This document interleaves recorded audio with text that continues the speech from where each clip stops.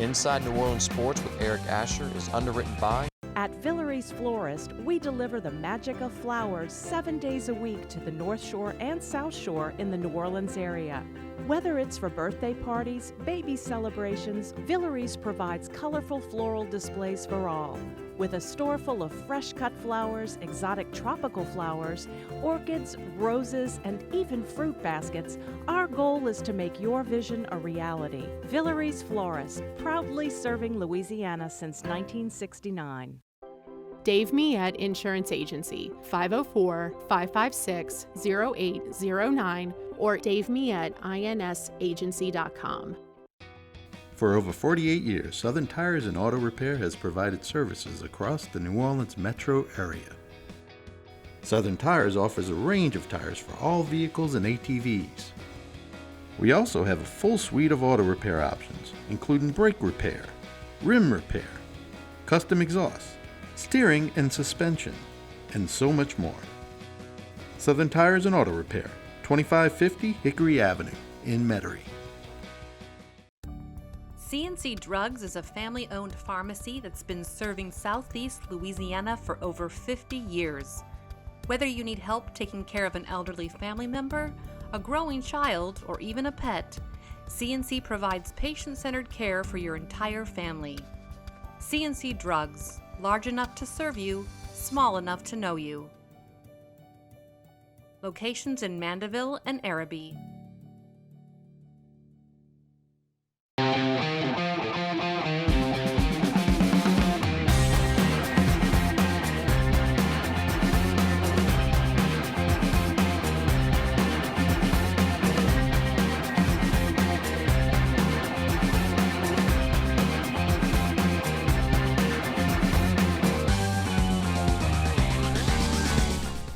Good evening and welcome to another edition of Inside New Orleans Sports, live from our Pontchartrain production studios with the beautiful skyline of New Orleans behind us.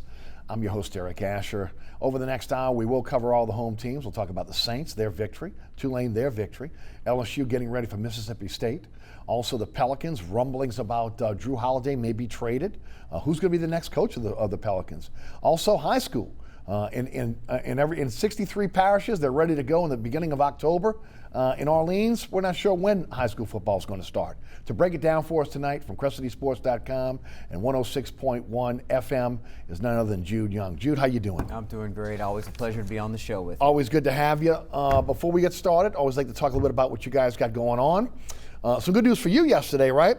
NCAA basketball's coming back, so UNO will have a season. So you're the voice of the UNO Privateers. Talk about everything you're involved in. Well, that's exciting, and we can't wait to get back to that. But with CrescentCitySports.com, that's my full-time day-to-day, and it keeps us very busy over there now since we have sports to cover. You mentioned high school football coming back. That's a big deal for us, including our statewide scoreboard, the only place to go on game nights during high school football season in the state. But we're covering the Saints, Pelicans, LSU, Tulane. A whole lot of news to cover now, fortunately, after that slow time because of the pandemic. Plenty of analysis. I think the best analysis that you can get. We try to keep it even-handed in this day and age as well, and we very much stress trying not to get into the politics of things. We give you information on games and teams and everything you need to know at CrescentCitySports.com. Also, again, your radio show, talk a bit about that. It's really exciting to be with Eric Asher now as he's joined Ken Trahan and I over at 106.1 FM. We follow Eric's Inside New Orleans show that's on from 5 to 7 weekdays with all access from 7 to 8 p.m. to cap your sports day and get you ready for the next one. I guess, again, we'll start off with the Saints, again, with a win against the Buccaneers, 34-23. First of all, as I look over your shoulder and see the Louisiana Superdome, everyone that I spoke to that was in attendance on Sunday talked about how eerie it was in the dome. Were you in the press box, or did you watch it from home? I was watching it from home, limited because of press credentials, right? So we only had one reporter there, and not able to have a photographer. So I know from the one reporter that it was very different and felt more like you were going to cover something of a media day for the New Orleans Bowl or something along those lines, not an NFL football game. But it is what it is these days, and I thought the product visually from a viewing perspective, watching several games through the weekend, felt the same, or pretty close to the same. So the NFL's done a good job of that, and I think they've learned from other leagues that have had to do it. Yeah. Well, one thing is, again, the camera angles, keeping everything on the field, kind of keeping it away from the stands so that you're not really seeing, again, that there's not fans there. But, I've talked about it in the past. You and I have talked about it. The teams that it's going to affect the most are the teams where, again, you see the fan base really getting involved in the game and really making themselves heard. We see that in New Orleans, we see it in Seattle, we see it in Kansas City. I think especially here, it showed Sunday. It's going to hurt this team, in terms of not having that Superdome crowd, to really kind of either energize the team or help them on defense. Right, and on the flip side, though, this week you should be opening up a brand new stadium in a brand new city, playing the Las Vegas Raiders. Now you don't have to worry about that frenzied atmosphere because there won't be any fans in that stadium either. Very few fans allowed in a few stadiums, starting with Kansas City last week. That's going to be the issue, and especially we're learning in New Orleans where you want to call it behind the curve, you want to call it being very conservative. Depends on your perspective, I guess. Call it a lot of things. I know you have, but the point is, we don't know as the season goes along how many fans are going to be allowed because that's a local decision. So that could be a real issue for the Saints. It doesn't hurt you so much now when you're playing home and road games because it should somewhat even out, although the Saints, like you mentioned, have a great home field advantage. But later in the season, what if one team can have a close to packed stadium and you're still very limited in numbers? That's going to hurt you game to game. Yeah, there's no doubt. And of course, the September 27th game against the Green Bay Packers was originally supposed to have 25% occupancy in the dome, in fans. Right now, the mayor is saying that, again, they're not going to allow fans in the dome, even though the governor has said it's okay. We'll see. We'll cross that bridge, I guess, when we come to it. But again, it's really going to be frustrating for the team if ultimately, again, you're traveling to places and they have some fans and the other stadiums do not. And it looks like this may be one of those stadiums that'll lag behind. And look, part of it is it's an indoor stadium. Right. I mean, again, if you're playing, at Kansas City or Foxborough, you're playing outdoors. It's a little bit different. Or even those stadiums, those dome stadiums who have the open roof. It's a little different there. But it's something that, again, they'll have to adjust to, and they seem to adjust to it over this weekend. Right. I think everybody's used to it at this point because they understand that's what they're dealing with. Coaches not even having to worry about the pumping in crowd noise at practice. They're used to a sterile environment, taking it from the practice field into the stadium. It is interesting, though, when you mention the NFL, and it makes me think of just the SEC. LSU basically did follow the leader, according to Governor John Bell Edwards, having about 25% capacity, because that's what other SEC schools in those states are doing. And I think that's going to be something that's going to develop along those lines, that if one or two states decide maybe we can have 50% capacity, that might happen here in the state, but I don't think that's going to happen in line in the city if LSU's doing it. We're already seeing that with 25 versus 0. Right. Well, look, Tulane takes on Navy this weekend. There'll be no fans. There are some people out there that are questioning now the fact that, Tulane has been able to practice and everything else, but high school football can't practice. Right. Okay? There's been a waiver for the Saints. Well, where's the waiver for the Tulane? So a lot of that going behind the scenes in terms from a political aspect. The good news is we had football again. Tulane, again, getting off to a 1-0 start. We'll get into that in a moment. And, of course, high school getting ready to start at the beginning of October. So that's good news as well. But let's talk about the Saints. 34-23 winners over the Bucs. They're 1-0. They lead the division now with all their division opponents losing on Sunday. The one thing that came out of this game is Michael Thomas with the high ankle sprain. They're saying it could keep him out about 3 games. That's a possibility of maybe going on IR. IR now only, injury reserve only 3 games now, and you can come back, and it's unlimited. I read a report this morning that said he's going to try to play. Right. Now, whether that is, window dressing for the Raiders to have to prepare for Michael Thomas, who I think they were prepared for anyway, or Michael Thomas saying, look, I'm going to give it a go. We know how tough Michael Thomas is. If anybody can do it, it's him. Right, and pain tolerance is the question here, and we don't know what his level of pain tolerance for something like this that tends to take at minimum 3 weeks. And we don't know the severity of it. Sean Payton not giving any clues, he never does. So, it's up to the player to see how much he can go through, but I think the Saints want to be very careful with it because if if you make it a lingering issue because he keeps trying to play on it rather than let it rest and heal, then you lose him late in the season. And you can say you need him for every game because every game counts, and that's true, but you want him for the most important games in January to be as close to 100% as he can be. So that's going to be a delicate balancing act there with Michael Thomas. I can't imagine we're going to see him on the field Monday night. Right. Well, I can't either. Again, and honestly, if you're going to be prudent here,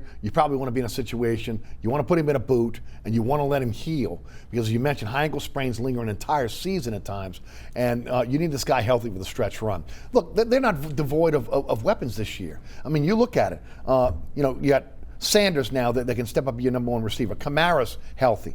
Cook showed up last week. We haven't even scratched the surface on Ty Montgomery yet. Deontay Harris is going to be a part of this offense. Taysom Hill can play multiple positions for this team. And of course they finally ran Latavius Murray last week. Right.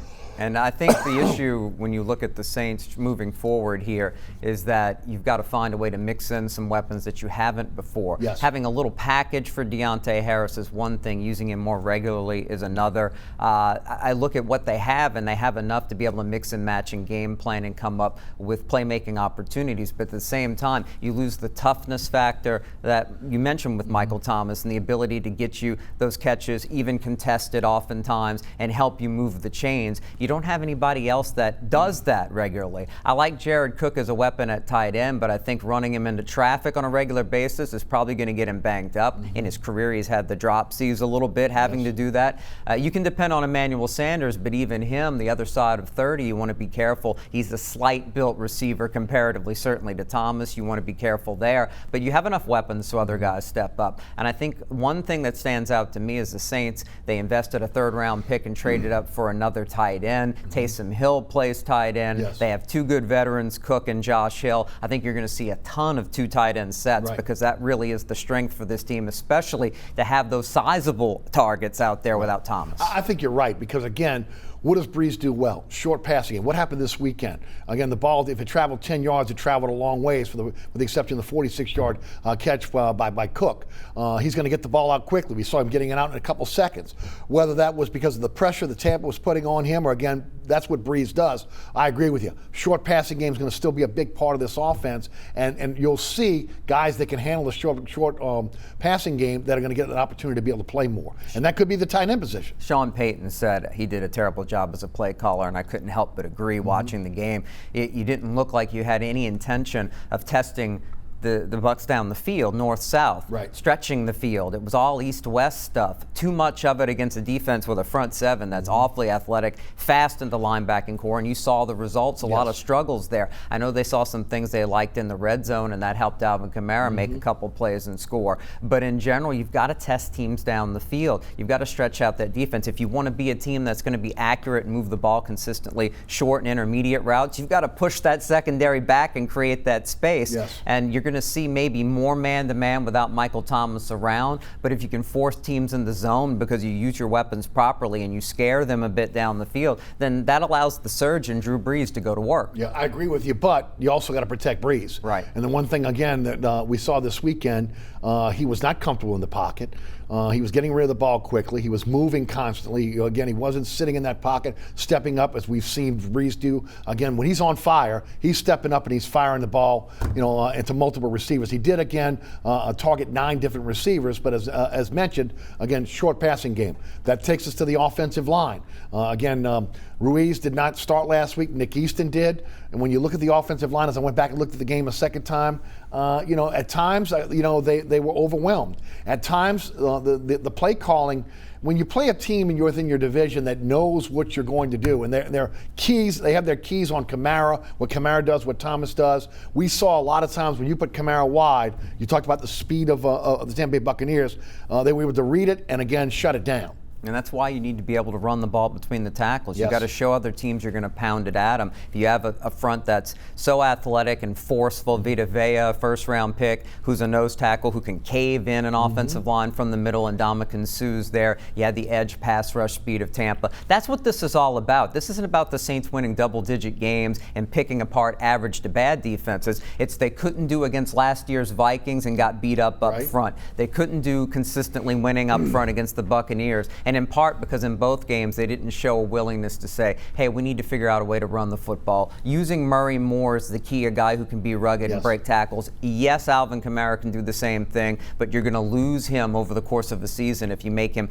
have to run between the tackles that much. He's certainly not built that way. He's a weapon who deserves his money, and I'm sure we'll get to that. Right. But this is something where Murray's the only option to help you really do that other than the Taysom Hill run package. Saints need to figure out something because unfortunately, they're not great in the interior of their offensive line. I don't think Andrews Pete deserved the money that he got. He's hit and miss. You're waiting for Ruiz. Nick Easton's just a fill-in guy. And Eric McCoy, it's pretty obvious that the Saints determined that they'd be better off with him playing guard than center for whatever reasons that they're not going to share with you. So that's going to be an issue against the best teams they play, and the Saints need to figure something out. You want to keep Drew Brees clean and give him a chance to step back there and make throws. Play-action passing game is the way to do that, but you can't have play-action without establishing the run. There's no doubt about it. And one good thing about Sunday was 34 rushes, 31 passes, a balanced attack for the most part, leaning toward the run, and the fact that he stuck with Murray and ran him, where again last year a lot of us were pulling our hair out because again, even with Kamara injured, wasn't willing to be able to again run the rock. He ran the rock more. No, I agree with you there. The other part of it is you got to be able to keep Brees clean. You know, he completes his first 8 passes, and then after that, again he was on his horse the entire time, not feeling comfortable. This is not you're talking about 41-year-old Drew Brees, not 31-year-old Drew Brees. Right, and you saw the same issue with 43-year-old Tom Brady on the other side. The Saints won up front against the Bucs offensive line, particularly in the second half, got that pressure and created mistakes and confusion. So, hey, look, I don't care if you're 43 or 23, if you watch Joe Burrow playing in his first NFL game, constantly under pressure from a good Chargers front. It changes the game no matter how good a quarterback is. If you don't have a running game, if you don't test the other team down the field, if you can't block it up enough, you can't. But if you can't do those two things, then against the good defenses, you're going to struggle. There's nothing you can do but accept the fact that you've got to win some more of these battles physically, no matter how good you are with your weapons. No, I would agree. But one good thing that we saw was, again, this team did put points on the board, and again, it was a sluggish performance by the offense without having off-season workouts, without having preseason. On the flip side, the defense played exceptional. They played very, very well. Especially the secondary played well. The defensive line had some guys that really stepped up.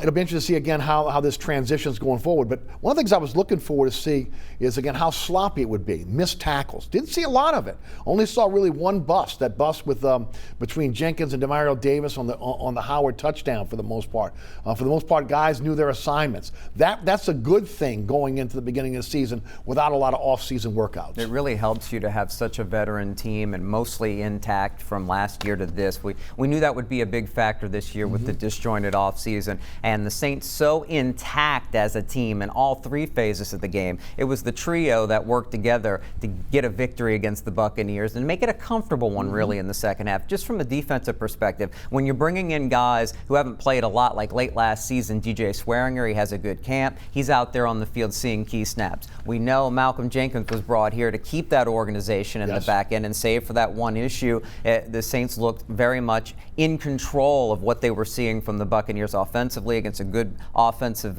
unit because of Bruce Arians and Byron Leftwich is a pretty good play caller from what we can see. Saints were prepared for everything. Really hard week 1 against a quarterback in a new place. A lot of credit goes to the coaching staff, and you mentioned the players tackling well. It's certainly a benefit to have somebody like C.J. Gardner-Johnson out there that you can play as that 5th DB oftentimes because he's such a good tackler and good around the line of scrimmage, but he can cover at least short and intermediate routes. He can play zone or man. So it's guys like that give you the flexibility in a league where you're playing 5 or more DBs most of the time. That really showed against Tampa. No, I would agree. And look, quietly, I mean, I looked at the stats and, wait, Gardner-Johnson had 10 tackles? Right. You know what I mean? But again, and it kind of something I talked about throughout the week on the radio show. When you look at this team right now and you look at the Sam linebacker, Zach Bond was inactive. When you look at Caden Ellis, he played 3 snaps, and most of those were with the heavy packages. The Saints feel much more, I think they feel much more comfortable with their nickel and dime rather than their Sam linebacker right now. Also, again, one thing that really kind of jumped out to me, Anzalone. He played, he's athletic. He's not as physical of a linebacker as A.J. Klein was. Right. A.J. Klein against the run was a very physical linebacker. You didn't see that at A.J. Klein. I mean, you didn't see that out of Anzalone this weekend. I'm interested to see again how that plays out throughout the year. But I mean, again, I'd like to see ultimately again what's going to happen with that Sam linebacker position. I think they'll go more nickel and dime throughout the season because I don't know without a lot of experience.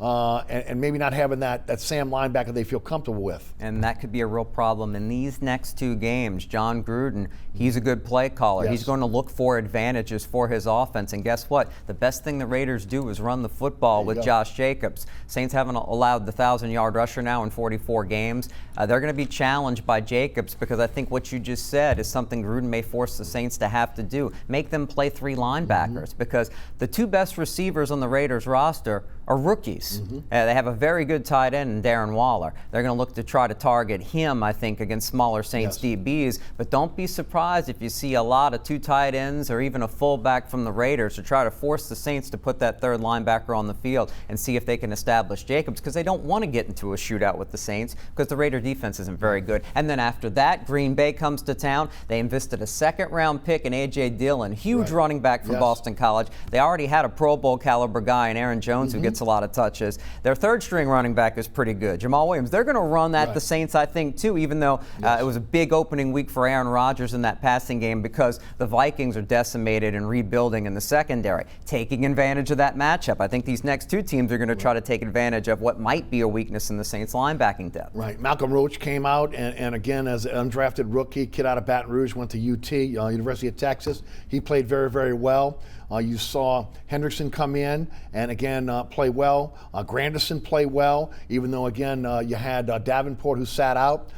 So again, some young players on that line that are getting an opportunity to play, and they showed themselves well on Sunday against the Bucs. They really did, and they took advantage, especially the defensive ends. Weakness at end because a rookie 1st-round pick right tackle and Tristan Wirtz started, so he had his hands full and needed help with Cam Jordan all day, and Donovan Smith struggling on the other side, whether it was Granderson or Hendrickson. They both made things happen off the edge. That's what the Saints know is so important in order to win games and be able to stop teams that have explosive offenses. Well, if you create pressure like we talked about, you will have success. That's why they wanted Clowney so badly. Couldn't get him. Hey, you hope you get Marcus Davenport back sooner than later because you really like between the tackles and the ends, the depth and quality that the Saints have. They can throw everybody at you if everybody's active on game day, and even the rookie Roach is going to give you a good shift. It keeps guys fresh. It gives you the ability to make plays in the second half as a result, like we saw this past week. You mentioned not a 100-yard rusher since 2017, 86 yards given up against the Bucs on 26 carries. So they they held their own against the run. The secondary was exceptional. I mean, again, when you look at the defense as a whole, 2 interceptions, pick 6, 2 sacks, 6 quarterback hits, 5 pass defense. They played some pretty good defense, and it was a question mark going into the season on the secondary. We heard a lot from reporters that got a chance to be able to see the training camp, talking about Janoris Jenkins, how good he looked. I was kind of iffy based on, again, coming in late last year, what was he going to be able to do? First of all, the thing that impressed me the most about him was his ability to be able to play the run, the physicality that he tackles with, on top of the fact that, another pick 6 for him. That's 8 years in the NFL. Every single year he's had a pick 6.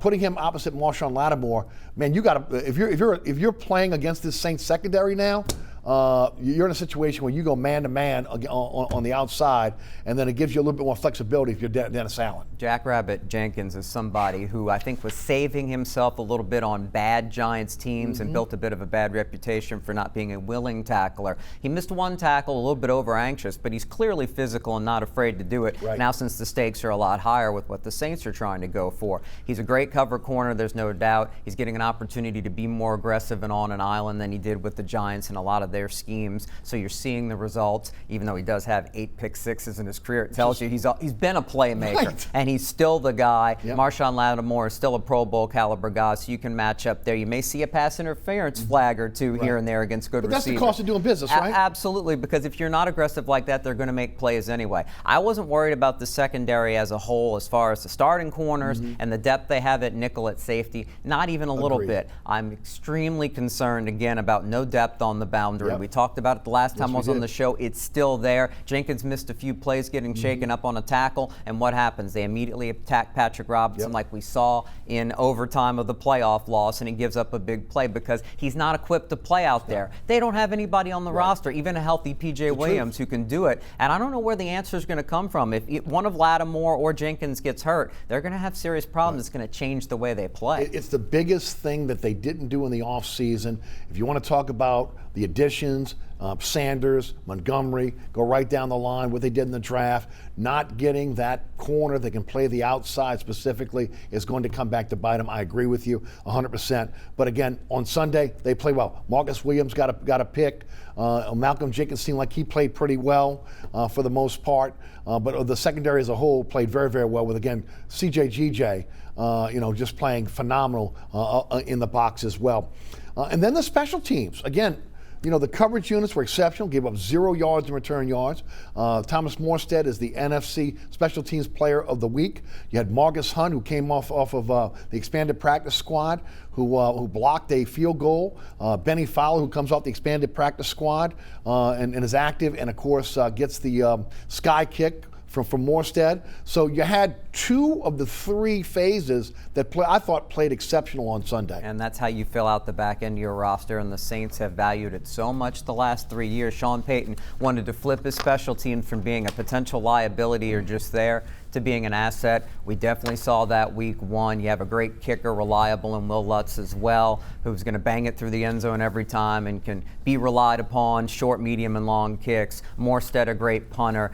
And you have Deontay Harris, who made things happen, and he's going to be a threat on special teams as a return man. There's just so much to like there with what the Saints have built up. They're good in coverage now. That's why guys like Justin Hardy are on the roster. They're coming down there making big hits. They make it difficult for the other team to steal plays in special teams. And it's crucial because that's going to give the Saints the ability to keep up the streak of being the winningest team in the league like they have been the last 3 years, because it's going to be really hard to beat them in all 3 phases of the game, because a lot of times they're going into a game with an advantage in 2, if not all 3. Yeah.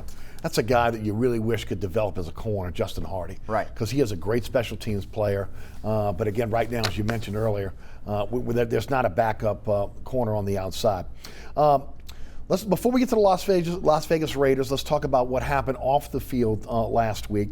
And we're over the weekend, and of course that is the signing of 2 core players. And you and I have talked about this almost throughout the entire offseason, even into last year. Demario Davis, unrestricted free agent. Alvin Kamara, unrestricted free agent. You only have 1 franchise tag. What are you going to do? How are you going to lock these guys up going forward? Because you have other key players down the line here who are going to be coming due for their contracts. The first one is Alvin Kamara signs a 5-year extension, 5 years, $77.133 million, $75 million in new money, $50 million signing bonus, $33.333 million in guaranteed money. But the way the contract was structured, again, Kai Harley, Mickey Loomis, give them a lot of credit. It's really a 4-year deal with, again, the first few years of the deal not having a lot of a heavy cap hit. First year, which is really the 2020 salary is his rookie salary, $833,000, $2 million next year guaranteed. 2022, $5 million guaranteed, $6 million roster bonus, and an injury guarantee. 2023, $9.4 million guaranteed, $9.4 million on the contract, $4 million guaranteed, $1 million roster bonus, and then you get into 2024 and 2025. $10.2 million, 2024, 2025, $22.4 million. It's really a 4-year deal. Right. And you're going to kick that can down the road with a guy like Kamara because of his age, just like you've done with Drew Brees for years. You keep structuring these contracts so that you can move money and create cap space. And people say, well, eventually you're going to pay for that. And sure, when Brees is gone, it's going to hurt a little bit, but they've already planned for it. On the long term, you're going to see the cap continue to go up, and you just estimate After and play the that pandemic. game. Right. So as long as you're not stuck with somebody where you feel like, boy, a devastating injury could really kill you here, you're going to be okay. And that's what scares you about Kamara, because he's been so injury prone. Now, a devastating injury can happen to anybody. It's just a matter of bad luck at the wrong time. But when you look at this deal, it makes sense. When I first saw it, and on the same morning saw Dalvin Cook get a similar deal, but $12 million total less, I thought, oh, I don't know about that. Cook is an every down back and a guy you can pound at people, but he's had injury issues too, and he's not as dynamic a weapon that can be used in the passing game like Kamara. You're not paying Alvin Kamara just to be a running back. You're paying him as a weapon. Just like you're not paying Michael Thomas $20 million a year because he's just another receiver. He's a guy who almost functions like a tight end based on the fact he can match up with anybody, guy hanging on his back, he's going to catch the football. These are special players. They're hard to replace. Don't think you're going to be smart enough to replace them when you could secure them. As Davis goes, Demario Davis is a veteran that you can rely upon. And I know that he's at an age where you think, okay, well, do you extend him that many years? But again, it's playing the cap game. He's a leader on your football team. He doesn't want to be anywhere else. And I thought the deal was very team friendly. Oh, come on. 3 years, $27 million, 18.35 guaranteed for a guy that's an all-pro linebacker and a guy that's really the heart and soul of this defense. Again, look, he goes down. This is a completely different defense. And I was worried that he might be the guy that you would lose on the open market, but he took a Cam Jordan deal. He took less than what he would have gotten on the open market to stay here in New Orleans. And he's a guy from the Deep South who came over from the Jets and became a star. It's a perfect relationship. But you're right now, it's a deal with the Saints. If they lose him, this linebacking core, just like we talk about the boundary corners, real questions there. And you do worry about Davis playing such a physical game in a position like linebacker. Those guys can get banged up and go downhill really quickly. But he's such a leader and been so good for you. It really was a no-brainer for the price. No doubt about it. Talk about the Las Vegas Raiders and the matchup Monday night in the brand new stadium up in Las Vegas. The Raiders are a type of team where they're very much built on the confidence of Derek Carr or lack thereof. When Carr's comfortable and confident, he's going to be an efficient quarterback. He's not a guy to take a lot of chances, but in John Gruden's system, a bit of an old school West Coast look, that's really comfortable for Carr. So having a guy like Josh Jacobs that we mentioned and having that running game built in and a guy who can also come out of the backfield and make plays. Boy, I don't know if you watched him against Carolina. Jacobs was so impressive as a complete running back. Second year out of Alabama, a great first round pick. And the Saints are going to have trouble keeping this guy over 100 yards because he's going to see the ball an awful lot. But that's the key. Can they get pressure on Carr and take him out of his comfort zone? Get stops on early downs in the running game, force them to throw with the rookie receivers. I really like Brian Edwards out of South Carolina. We didn't see much of him against Carolina, but we saw plenty of Henry Ruggs, another first-round pick. Who got a little injured in that game. He did. He got a little banged up, but he came back on the field. If he's not out there with his deep speed and threat, then that suddenly makes the Raiders a very pedestrian-looking group where the Saints can really crowd the line of scrimmage and attack. So his health is going to be key. I assume since he came back, we're going to see him on Monday night. But that's going to be the key to the football game. Can the Saints travel that defense, even though you don't have to worry about the crowd? Can they take it against a different opponent here and be able to stop a team that's going to be much more dedicated, I think, to running the ball than the Bucs were? I know it's been a Saints strength, but the Raiders are really going to test that. And to really close on the Saints, the other part of this is the offense was sluggish. Week 2, you figure the offense is going to, even though they put points up, they're going to be I don't want someone to say prolific, but they're going to be an offense that I think is going to be better than they were week 1.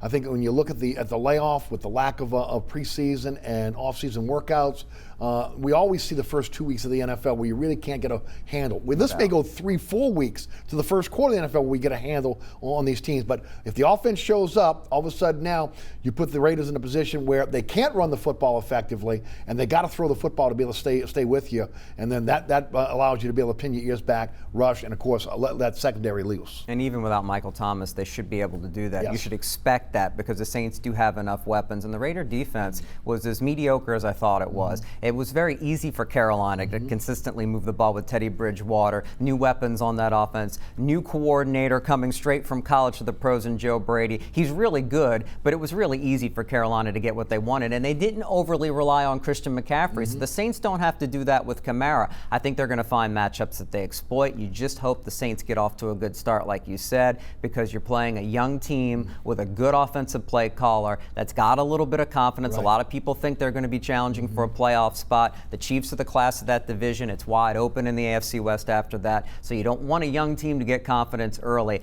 The Saints have been so good on the road because when they've won, they've taken over games early a lot of the time. I expect them to have a good game plan and try to jump on the Raiders. Jude Young is our guest from CrescentCitySports.com and 106.9 103.1 FM. I'm your host, Eric Asher. We'll be right back there for a few words from our underwriters. We'll talk Tulane, LSU. We'll also talk Pelicans, a little high school football as well.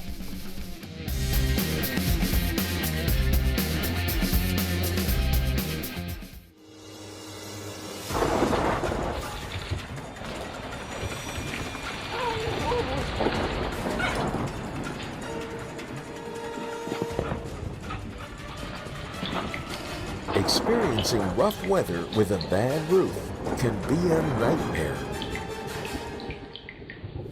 It doesn't have to be. Suburban Roofing, because when it comes to roofing, there is a difference. Located at 3701 Iberville Street in Mid-City is Katie's Restaurant and Bar. Open 7 days a week, Katie's offers daily specials for lunch, dinner, and Sunday brunch. Serving New Orleans cuisine such as fried shrimp platters, grilled redfish, and a fully stocked bar. And don't forget about our expanded event seating and local entertainment. Featured on the Best of Food Network's diners, drive-ins, and dives, Katie's Restaurant and Bar. Burkhart's Air Conditioning, Heating, and Refrigeration has been family-owned and operated since 1989. Burkhart has energy-efficient solutions and offers brands such as Mitsubishi ductless AC units and Amana, the only manufacturer with a lifetime unit replacement warranty. Burkhart's offers maintenance bundle packages that include servicing your AC, generator, and tankless water heater. For more information on the services Burkhart's provides, visit acpromise.com. Burkhart's Air Conditioning, Heating, and Refrigeration, providing comfort for life. Welcome back to Inside New Orleans Sports. I'm your host, Eric Asher. Tonight, Jude Young of CrescentCitySports.com is our guest. Jude, Tulane, big win over South Alabama, 27-24. They're 1-0. They were down 24-6 in the third quarter, come back with 21 unanswered points for the win. To me, well, look, we've been talking about it all offseason long. It starts and ends with the quarterback at this point. Keon Howard, 14 for 30, 191. He was 3 for 4 on the winning drive. But I'm going to tell you right now, teams are going to force him to throw the football. Sure. He has the ability to run. You can see that. Look, he's still rusty, not playing again since his first year at Southern Miss. But he's going to have to be a better passer for this team to continue to be able to win going forward. Your thoughts on Keon Howard and his performance? And it's bigger than just Howard, because what I saw from the game in Mobile was the inexperience at wide receiver for Tulane really hurt. Sending guys like Darnell Moody on to the next level, it's hard to replace those guys when you have 3 of your best pass catchers leave, and then you break in a new quarterback on top of that. And it showed a little bit with timing issues and the reliability. A couple of drops hurt before Tulane put the big comeback together. Overall, though, what I liked about Howard is he seems very solid in the pocket. He really sets himself. I like his mechanics a lot more than the last 2 quarterbacks. Both Jonathan Banks and Justin McMillan, I think, really hurt themselves because they were so erratic in that area. I think Howard, as the offense evolves, is going to be somebody that can make the simple throw and keep the offense moving, because Tulane is going to face most teams they play at an advantage running the football. They have so much talent there and a good offensive line. It's going to match up well. It should do so again this week against Navy. But hey, Navy's going to try to challenge Tulane. They're weak in the secondary, and the Wave wants to make them pay for that if they can. You're absolutely right. But this is a Tulane team that got better over 4 quarters against a team that had a game under their belts. We saw the huge advantage that's been in college football with the COVID cancellations and rescheduled games. So no surprise there. I totally expected South Alabama to come out confident, play well. Wasn't surprised that they got play from the backup quarterback, Lovertich, a national champion JUCO quarterback who got his opportunity to throw the ball down the field and hurt Tulane at times, but the Wave started making stops. Their cover corners did a better job. They continued to challenge out South Alabama's pretty good receivers one-on-one and started to win those battles when they needed to. So this is a huge pick-me-up win for the Wave under the circumstances. I'm not so surprised the game went that way. I'm a little surprised they got down that much, but 2 big drives at the end of the ball game. Howard stepped up. They've got playmakers at running back, and something I would like to see, I don't think Amari Jones and Tajay Spears got enough snaps together on the field, hardly any. I want to find a way to get both of those guys on the field if I'm Will Hall, the offensive coordinator for the Green Wave, because Jones is such a good kick returner, has good hands. Use him in the slot. Yes. Use him on misdirection plays with Spears, who has such great quickness and space to make things happen. I want to use my experienced playmakers and guys that I know that can get the job done now while that wide receiver core comes along. I'm interested to see if they incorporate that, because I want those guys on the field, the guys I know that can change a game. I agree 100%, and I talked about it last week. I'm surprised they didn't use the running backs more, considering, again, they are playmakers back there. Right. Again, that might be the best in terms of playmakers on the roster right now. The running backs may be that. And of course, you talked about Tajay Spears, 105 yards on 11 carries. So again, it'll be interesting to see if they do that going forward. But they're going to make their hay on defense. Right. And we saw that this weekend with the bookend defensive end Sample and Johnson. They combined for 4 sacks, 5.5 tackles for loss, a forced fumble. The defense played very, very well, especially in the second half. Well, they took over the second half, and that's what they needed to do, because South Alabama couldn't establish the running game. They had the passing success, and they tried to ride that to the finish line, and the Wave stepped up. The pressure, the ability of the corners to hang, which they didn't do as well early. They need to be aggressive defensively, because they have the pass rush talent to be able to do it, and you're going to play even better passing games and skill talent than you saw from South Alabama once you get into conference play. So those guys need to make plays up front. You need to be aggressive. You're not going to win battles trying to get teams to punt in the American based on who they play, outside of a team like Navy that plays a completely different style because they have to. You got to come up with turnovers and big plays and force mistakes to be able to win that back and forth type of battle you're going to see in that league week in, week out. That's why the offense has to get better, but at the same time, the defense needs to continue to be aggressive and rely on that front four. You mentioned ABC, 11 o'clock, Navy. Last time Tulane was on ABC was 1979. I remember way back in the day in 1974 when I was a water boy for Tulane in Atlanta, Georgia Tech, ABC. I'm taking you way back. So they haven't been on ABC a lot, national TV. They'll be on it this weekend. Right, and these Louisiana college football programs are getting this national exposure. Right. Look what the Cajuns did on ESPN. Yes. Louisiana Tech's got some big national games to come up and key time slots you don't normally get. Again, because of the circumstances, but fortunately these teams are good and capable of taking advantage of it. This is a spot where Tulane's going to get a very focused and different Navy team that was annihilated by BYU. I think the Cougars could have scored 100 just a little under 2 weeks ago. Monday night game, Navy made a huge mistake of not doing any preseason hitting at all and lose 55-3. They've been hitting the past couple weeks, so they're going to be a different version of Navy, but I don't think it's the same midshipman team that's been so dynamic and a conference contender and a nationally ranked team, because Malcolm Perry was so good at quarterback for 3 seasons as a starter. Now he's in the NFL playing wide receiver. That's how good of an athlete he is. They don't have anybody like him to replace him. This series has been so close, 3-point games in recent years, down to the wire. I don't expect that this time. I know Navy's going to play better, but I wouldn't be surprised if Tulane wins like the guys in Vegas think by at least a touchdown. I think the Wave, with that game under their belts and the confidence from it, will play a little better early. If they get Navy behind, there's no way the midshipmen can come back. Louisiana Lafayette shocks the world over the weekend, right? Right, and look, it's such a good coaching performance. A first-year offensive coordinator steps in there, young guy, 30 years old, and comes up with the scheme based off of a background connected to Dave Aranda. Continued to confuse Brock Purdy, an NFL prospect, the Heisman Trophy candidate before the game. They dominated and continued to change looks for 4 quarters.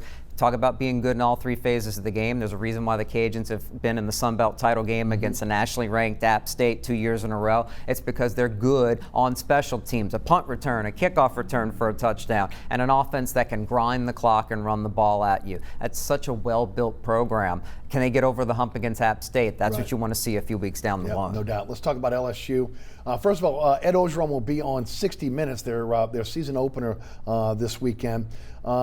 Coach O and was a little bit open with the media this week, and it's funny because I was thinking about it over the weekend before he started talking about it, because I was thinking, they haven't had a lot of cases, and then we got players that are now thinking about coming back to the team. How much is this peer pressure now? The fact that, again, that they're trying to get these guys back on the team. Were they worried about COVID-19 and they're not worried about it now? When we found out from Coach O that most of the team has already had the coronavirus. and has gotten through it. We knew about the 30 players that were quarantined early. We knew about the offensive line was quarantined. This was a little bit of a revelation, really, and it really kind of rippled across the country when he said this week. Because it's such a delicate topic that even though he didn't mention specific players, he came free about the fact that a lot of his players have gotten it.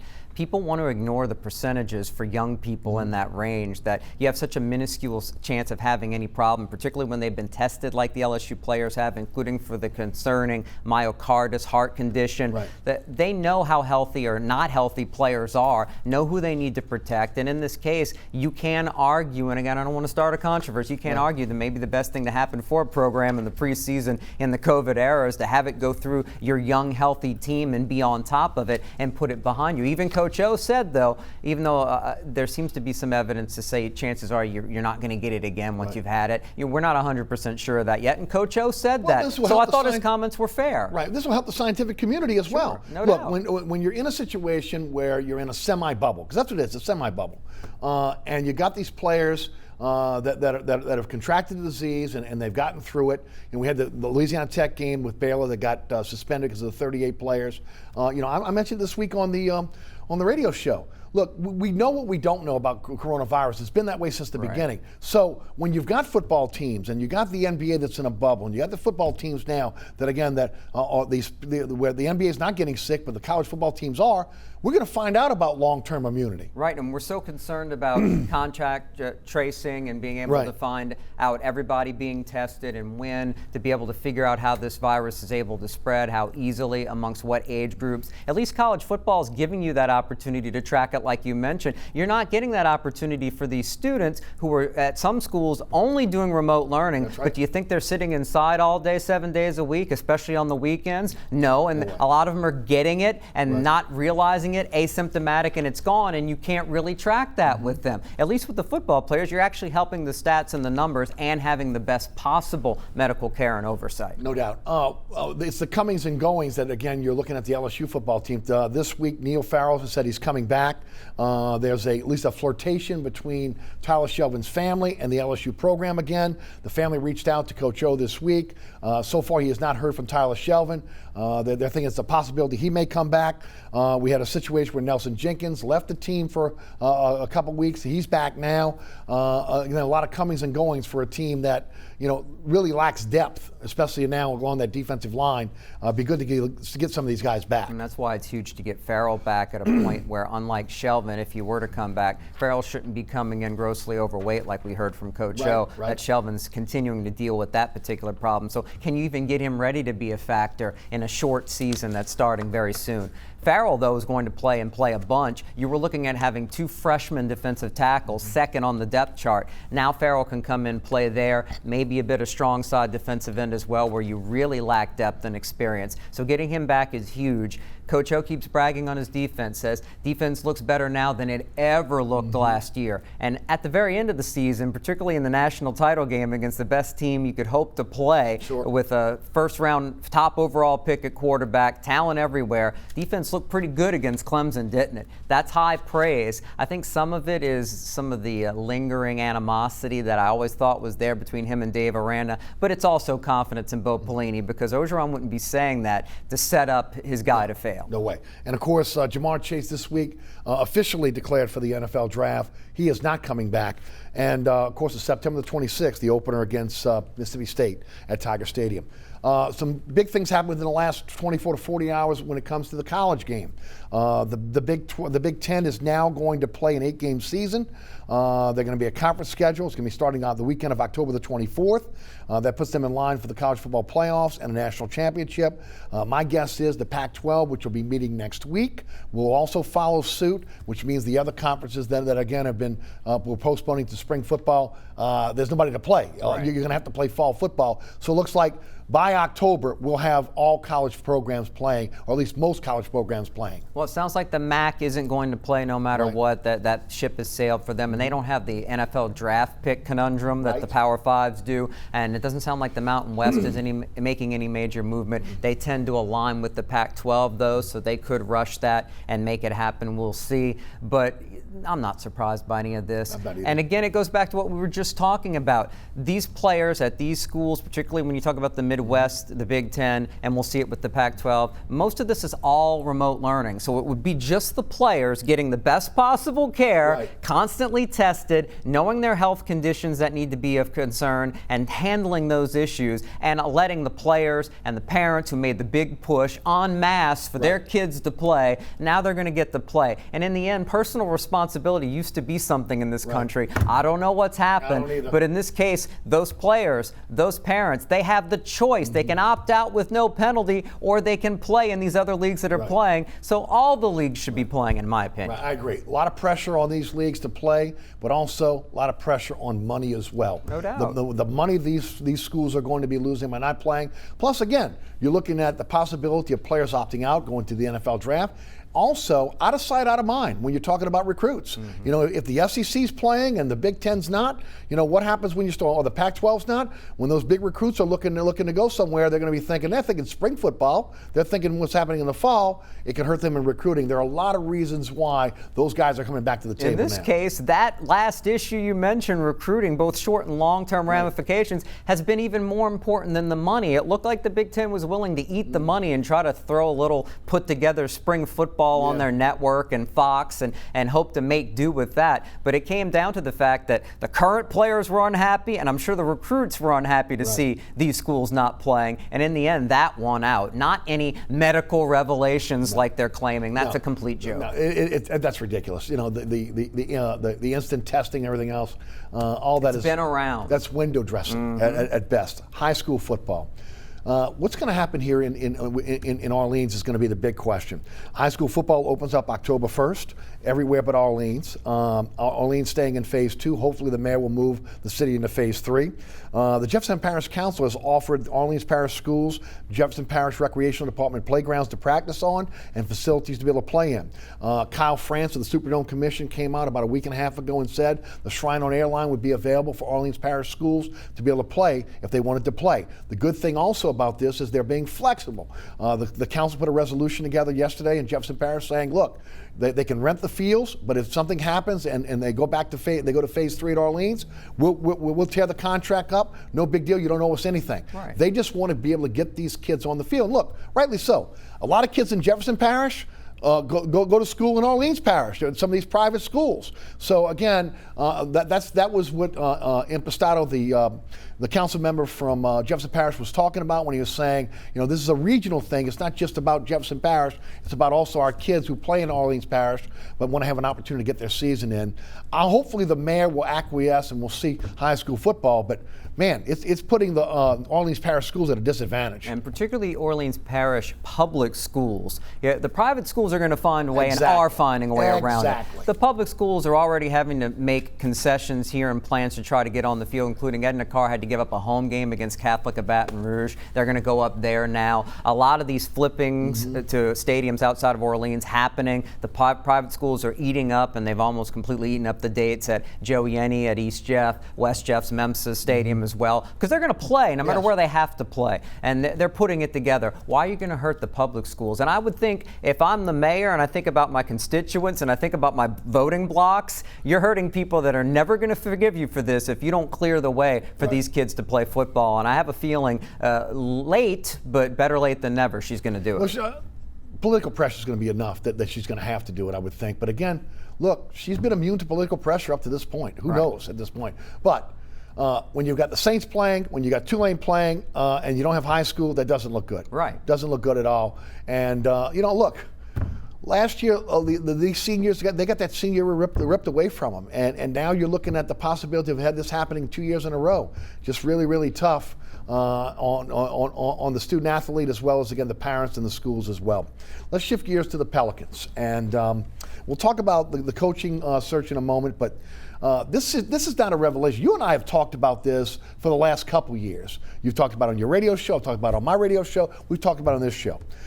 Drew Holiday as an asset, what he means to this team. Does he mean more to the team, on the team, with a young team, or is the Pelicans better off in trying to move him?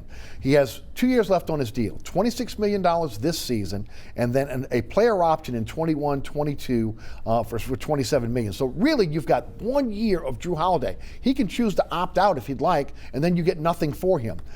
There's been multiple teams that have expressed an interest, according to multiple reports out there. The ones that have come out front and center are the Brooklyn Nets, who are interested in trading for Jrue Holiday. Spencer Dinwiddie, Jared Allen, Durans Musa, and a protected first-round pick is what's being reported out there. The Golden State Warriors were jumping in the mix. There were a couple of other teams that also had an interest in Jrue Holiday. He's an asset.